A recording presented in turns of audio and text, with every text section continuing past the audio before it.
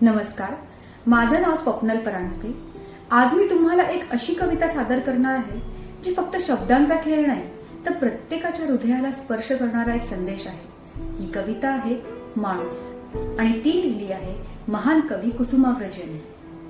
आपल्या आयुष्यात कितीतरी गोष्टी अशा असतात ज्या आपण गडबडीत धावपळीत दुर्लक्ष करतो।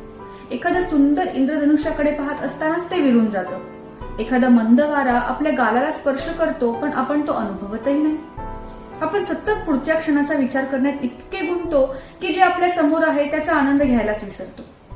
ही कविता आपल्याला सांगते, थोडंसं थांब, जरा डोळे मीट आणि हा क्षण मनापासून जग, कारण हा क्षण परत येणार नाही। फॉर एक्झाम्पल, पावसाच्या पहिल्या सरीचा गंध किती सुंदर असतो, पण आपण तो क्षणभर थांबून मनभर घेतो का? किंवा आपलं लहानसं हसू कोणाचं तरी मन आनंदाने भरून टाकू शकतं, पण आपण तो छोटासा प्रयत्न करतो का? कुसुमाग्रज म्हणतात, तू माणूस आहेस हे विसरू नकोस।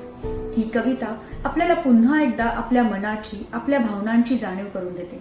तर चला, आता आपण हे सुंदर शब्द ऐकूयात आणि आपल्या मनाच्या कोपऱ्यात हरवलेले क्षण पुन्हा शोधूया। तर कवितेचं नाव आहे माणूस।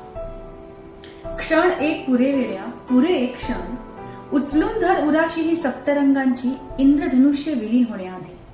क्षण एक पुरे वेड्या, पुरे एक क्षण, भरभरून घे उन्हाचा हा चंद्रकोर, दिवसांचा सूर्य अस्तास जात आहे।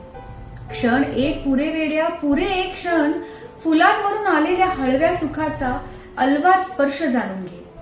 क्षण एक पुरे वेड्या, पुरे एक क्षण, सांग डोळे मिटून, सांग संधी प्रकाशा, तू माणूस आहेस, तू माणूस आहेस। धन्यवाद।